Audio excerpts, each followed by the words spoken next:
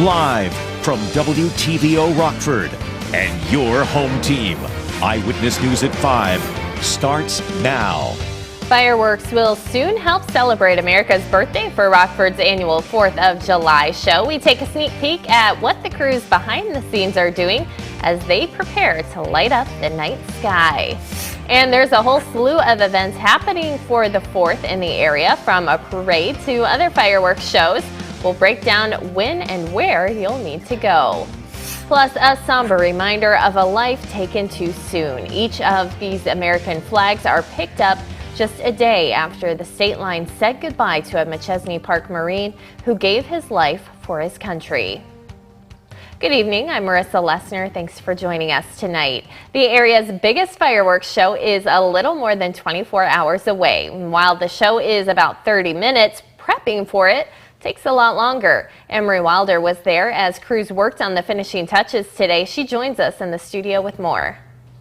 Marissa, the production lead tells me the hardest part was getting access to the shells and staffing, as there were some shortages. Now that that's out the way, it's time to brighten the city sky over the Rock River. We got about over 6,000 pounds of equipment that we're dealing with here. It's almost showtime for Mike Zuzak. He's the man behind the Rockford fireworks show.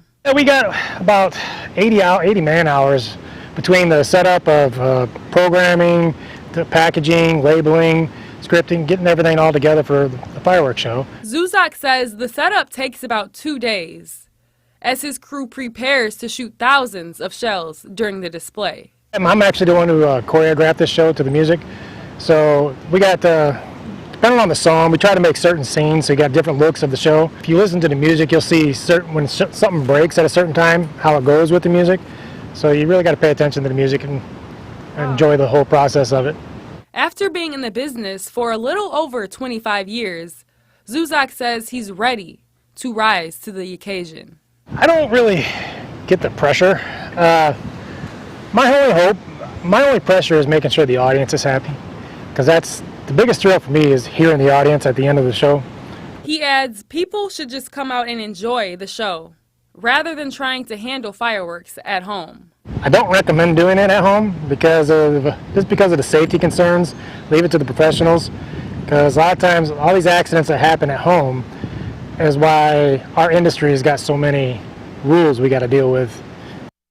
The production team will tie up any loose ends tomorrow. The show is all programmed and ignited through a computer, according to Zuzak, so rain should not change anything. Marissa? All right, thanks, Amory. And for those headed down to see those fireworks go off in person, there's a couple things you might want to know. You can watch that show from Davis Park. The gates open at 4 o'clock. There will be live music and children's activities. It costs $5 to get in, $4 for veterans. Kids 5 and under are free. And it will be quite the show tomorrow night, but if you don't want to deal with the crowds, you can just watch the show at our sister station on Fox 39. We'll have live coverage from downtown Rockford. You can watch our Celebration of Freedom telecast starting at 9 p.m. And don't forget the annual 4th of July parade. It kicks off with a motorcycle parade at 4:40. Then 10 minutes later, the Screw City Jeep parade rolls out, and then at 5 o'clock, the main parade begins. It'll start on 7th Street and wind its way through downtown, ending at Church Street. There will be a couple of other fireworks shows happening as well. Cherry Valley will hold one at Bowman Park. That starts around 9:30. Another show will be held at ABC Stadium in Beloit. Gates open at 6. Then the Beloit Janesville Symphony Orchestra will play before those fireworks go off at 9. A day after the state line community said goodbye to a Machesney Park Marine who died last month, dozens came back out to remove the hundreds of American flags that were planted for his funeral. The group of volunteers spent hours picking up more than 1,200 flags and loaded them into pickup trucks. Those flags lined the funeral procession route for Corporal Nathan Carlson. The man behind the displays is Jeff Hastings. He tells us it's his personal mission to make sure these flags wave proudly at any funeral for fallen first responders or military. The only pay I need is that feeling I get in my heart, the thanks I get from the family and the community for being here. That's all I ever need. because I am so humbled and so grateful to have the opportunity to be able to give the opportunity to the community and pay honor to any fallen hero. Carlson was one of 5 Marines who died when their helicopter crashed during a training exercise in California last month. A vacant home catches fire in West Rockford. It happened just before 10 last night on Day Avenue near Mulberry. This is a picture Rockford Fire tweeted out last night. You can see here thick black smoke above the home. That fire appears to have started on the 2nd floor. Here's what it looks like now in the aftermath. Some siding and pieces of the roof are charred black. The windows have been shattered. After the flames were put out, firefighters went in to search for any survivors, but there was no one in there. No word yet on how that fire started. Beloit City leaders will show off their new home this week. They're holding a ribbon cutting at the newly renovated City Hall on Tuesday night. Some of the new improvements include enhanced safety and security measures, as well as a new ventilation system to minimize the risk of spreading COVID. This is the first major remodeling project at City Hall since it was originally built back in 1983. Welcome back. Many families are spending the 4th of July weekend frustrated. More than 2,500 flights have been delayed or canceled. We checked FlightAware to see how that's affecting O'Hare and Midway airports. Here's what we found. O'Hare has about 160 delays and a couple dozen cancellations so far. Things were a bit better at Midway. More than 50 flights were delayed and 30 cancellations. Christine Sloan reports severe weather on the East Coast is partially to blame.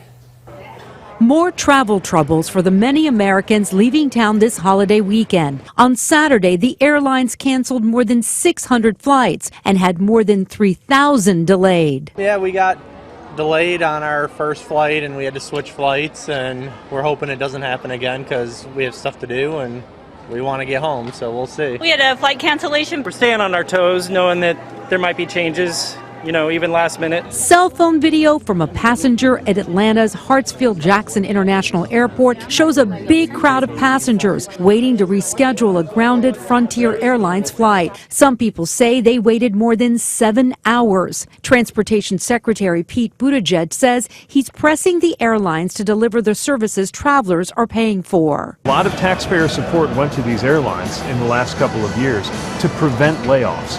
But we saw a lot of people nudged into retirement, and that's clearly something that has left the airlines unprepared. Meanwhile, a computer glitch allowed thousands of American Airlines pilots to drop their scheduled flights. The union claims about 12,000 flights through the end of July were impacted. American hasn't confirmed the number of flights involved, but did issue a statement saying the vast majority of the affected flights have been restored. But it's not just airline passengers facing challenges. AAA estimates 42 million Americans plan to drive to their holiday destinations, despite high gas prices. With the gas prices, I can't really go anywhere. And she's off for summer break. We would love to go to the beach and stuff like that, but it's just been impossible. Christine Sloan, ABC News, New York. Now, your first warned weather forecast from Chief Meteorologist Candace King. Well, it has been a fairly comfortable weekend, hot but not overly humid, as temperatures both yesterday and today made it into the mid and upper 80s. We've had a little less in the way of humidity, but it has still been hot, and most of us have been dry outside of a couple of showers that fell to the north of us yesterday evening, and maybe a sprinkle or two here this evening, especially east of Rockford. But we've got mostly clear skies out there this evening. 85 right now in Freeport, 88 in Rockford. You're at 90 degrees in Janesville, 85 in Rochelle, and with our dew point temperatures sitting in the 50s here. Remember, we had that cold front come in late last week. Our numbers have actually been fairly comfortable. So the heat index temperature has been either at or even a little below the actual air temperature. So while it has been hot, it hasn't necessarily been overly humid. 87 for our weather watcher Jim here on the southwest end of Rockford. Bubble of high pressure overhead keeping us nice and quiet. As I mentioned, we may see a quick sprinkle or a pop-up shower just underneath some of those cumulus clouds that have kind of developed north and east of Rockford, but most of us are going to stay dry here for this evening. So if you are going out to an area that has fireworks tonight, should go off without a hitch. Unfortunately, I cannot say the same for tomorrow night. We've got 2 rounds of potential showers and thunderstorms that we're watching for tomorrow. Warm front up to the north of us, another boundary down to the south. It's this one that comes through during the day tomorrow and will interact with an upper level low back out over the west. Those 2 features likely going to bring us a round of some showers and thunderstorms here once we get into tomorrow early afternoon. So let's plan this out as best we can. We are getting into a very typical summer-like pattern, so these daily storm chances are coming in. Unfortunately, it's hard to really pinpoint and time those out because a lot of this depends on any activity that occurs during the overnight or early in the day, and then what even happens prior days to that. So here we go. First round coming in. I think our morning tomorrow is going to be dry. With that first round coming in, look for an increase in some showers and thunderstorms once we get to about noon, and then that likely lasting through at least 4, maybe 5 o'clock, 6 o'clock, kind of working there to the east. I do think we are going to get some dry time after about maybe 5:30, 6, or even 7 o'clock tomorrow evening. So we've got a dry window here. However, we're going to be watching up to the northwest because we've got another system that is likely to develop over the Minnesota, Wisconsin area. This then will dive to the south and southeast, and it's this one right here. The timing of that, I cannot with certainty say if this is going to come in 9, 10 o'clock or if this is going to be pushed back until maybe closer to midnight, which is a possibility because this depends on how fast that first complex of thunderstorms, which I don't think will necessarily be severe unless we see that push back on the timing of that, then we would have an increased risk for some severe weather tomorrow afternoon. This second complex likely going to bring us some very heavy rainfall that'll last through Monday night and then into Tuesday. Tuesday, we've got some showers, thunderstorms coming during the day. We stay dry during the afternoon. Temperatures will soar into the low 90s, and the heat index for Tuesday likely reaching 100 degrees. So here we go. We're 86 for tomorrow. First round of thunderstorms midday. Right now, lower end for severe weather, but watching a slower timing because there could be some gusty winds associated with that. Second round coming in late tomorrow evening, could be coming in between that 9 and 10 o'clock hour. So really watching that second round. And then notice, Marissa, we hang on to those thunderstorm chances. We will see some dry time in here, but a very typical July kind of pattern through the end of the week. I think Saturday out of the week, our best bet to stay mostly dry. Now sports with sports director Scott Leber. The Cubs' goal going into the fourth, have a 5-game winning streak under their belts. They went after that and a series sweep of the Red Sox this afternoon at Wrigley Field. Jay Cutler was in the house. Boy, it's good to be retired, huh? Keegan Thompson was on the hill for the Cubs. Here he is with runners on the bases. The bases were loaded in the fourth inning, and he strikes out Jared Duran to get out of that jam. We go to the eighth inning. Cubs trailed 2-1, but only until Patrick Wisdom teed off on a pitch from Matt Strom. That left the yard in a hurry. Wisdom's 17th homer. That tied the game at 2. This game is now in the 11th inning, and they are still tied at 2. The Brewers avoided being swept in Pittsburgh. They won 2-0. Brandon Woodruff pitched 6 shutout innings. The White Sox lead the Giants 6-1 in the 7th inning. Gavin Sheets hit a bases-loaded double to drive in 3 runs. Former Ice Hogs coach Jeremy Colleton will try to make his way back to the NHL through the AHL again. He has been hired as the head coach of the Abbotsford Canucks of the AHL. Colleton was the Ice Hogs head coach during the 2017-18 season before replacing Joel Quenneville with the Blackhawks early the next season. The Bulls have another deal with a free agent. They have an agreement with veteran point guard Goran Dragic. He was with the Nets last season. Well, the addition of USC and UCLA to the Big Ten in 2 years will mean more money in the pockets of Illinois and the other Big Ten schools through a larger TV contract. Illini basketball coach Brad Underwood says it also will add to the prestige of the Big Ten. He likes the move.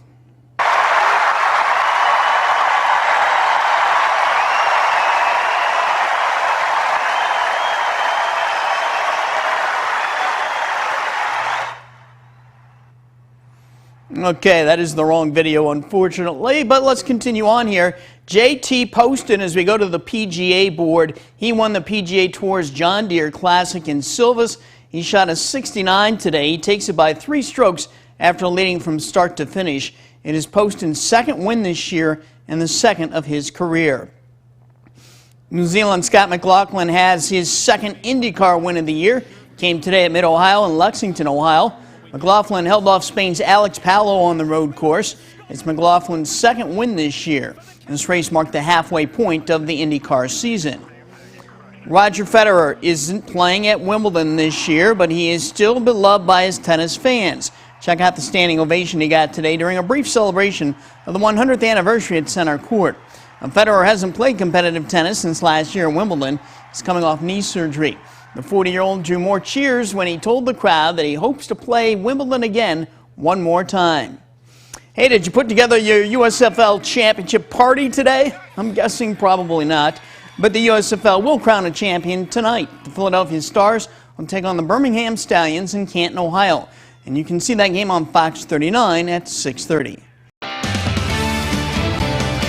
Temperatures for us tonight will drop down into the mid-60s. Will stay mostly clear. Isolated shower possible. First warn interactive radar. I think that becomes a little more active, though, for tomorrow as we've got some storms coming in midday for the 4th of July. Temperatures will make it into the mid-80s for tomorrow afternoon. Those storms, low-end severe risk, could have some gusty winds, maybe even some hail. Second round coming in, though, late evening. We'll have to watch the timing for the fireworks, staying active here throughout the week. That's going to do it for us. Have a great night.